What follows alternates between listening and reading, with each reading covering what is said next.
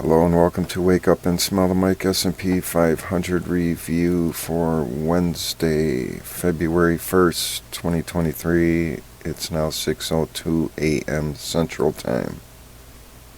We start off in the S&P 500 daily chart and DeMark looking back to end of December 2021. We'll zoom into the current area now.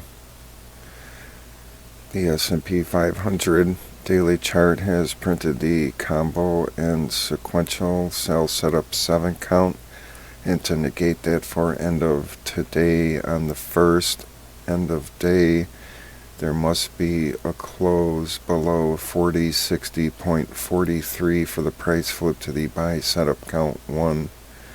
If by some miracle it stays above it today, then for Thursday, if by some miracle also it was able to stay above 4070.56, the sell setup 9 end count will print. First things first, it has to stay above 4060.43 for today, end of day. And price in the pre-market hours for the S&P 500 at 6:06 a.m. is mighty tight to that 4060 number. Price is at 4065. And the levels in danger of becoming qualified for today is this ongoing demand line, the disqualified trend factor down 1, this ongoing demand line, and this ongoing demand line. And the numbers for these demand lines are in the big board. We'll go over there and look at that later. And I say a 50 basis point hike by Powell this afternoon would get the triple whammy on all of these demand lines. It would probably make it under this one, meaning price. And this supply line that's ongoing would probably be disqualified unless it makes it above this level on the open. So it would need to open above 4093.76 and of course close above it to qualify that. And a 25 basis point hike and a slip of the tongue by Powell in any form during his presser today will get us the D wave, up wave 5 as we tick higher than this high on the 13th, and more than likely get above the sequential and combo disqualified by TDST levels. And the NDXT daily chart, you can read about the NDXT daily chart here. That's basically Microsoft, Apple, AMD, Alphabet, and Tesla as a wild card, as it's not in the NDXT. 42 out of 100 of the biggest fat cap megatechs in the NDXT equal weight. And it staged a comeback. You can see in the thumbnail, got back above its 200-day simple moving average.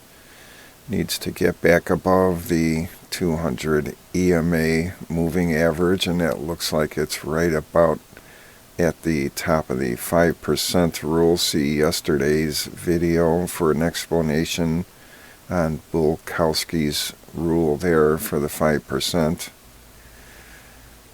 And the NDXT was hitting on all 42 cylinders yesterday, except for Micron over here.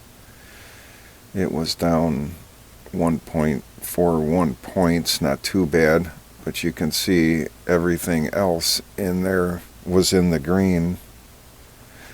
The S&P 500 support and resistance levels big board chart shows the gray areas at the pivot point. Daily horizontal support from 0407 2021 and the weekly diamond bottom uptrend extension at 4073.41. And to the downside is the weekly 65 EMA S1 monthly 12 simple moving average, that first ongoing demand line at 4029, downtrend line, and the weekly high channel 3. And to the upside is R1, the daily ongoing supply line, and we're getting into the 4100 zone, 4114 R2, daily upper Bollinger Band, and then we print the D wave up wave 5. After that is the disqualified by TDST and the daily high channel 3. So there's room to move. It can get above this daily high channel 3 for a few days. And price in the pre-market hours for the S&P 500 on the first at 6:26 a.m. Central Time is 40.69.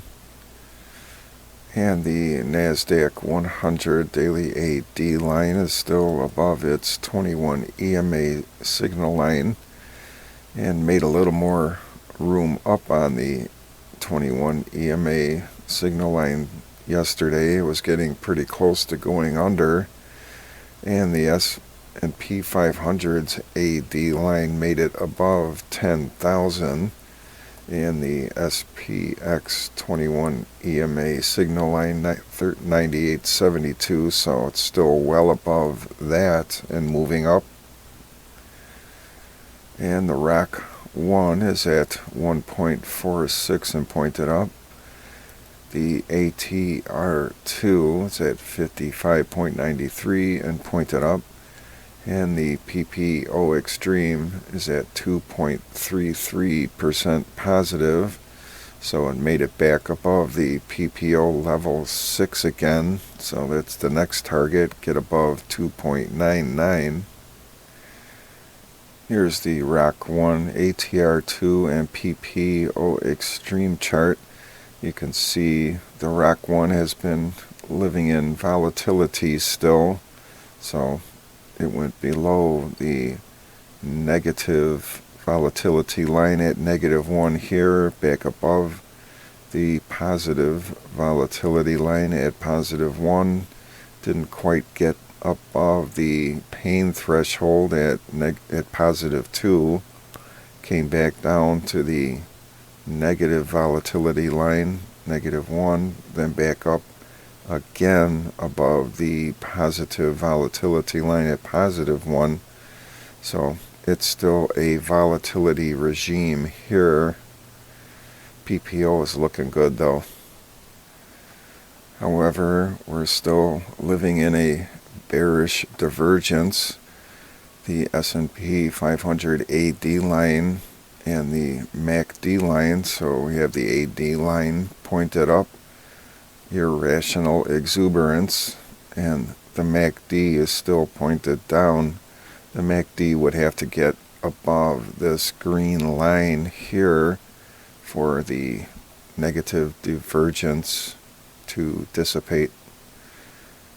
And the stocks only AD line for the NYSE and McClellan breath oscillator for the stocks only AD line is still just about to signal the bearish divergence is still on.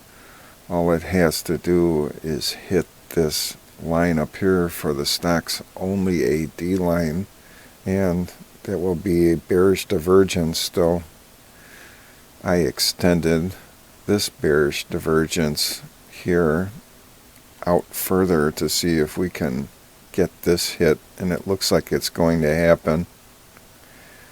And the New York traditional McClellan breath oscillator to get back to 0 took a nice jump up yesterday on the 31st. It was at -800 to get back to 0. Now it's at 2,232 decliners over advancers required to get back to zero. Have a great day.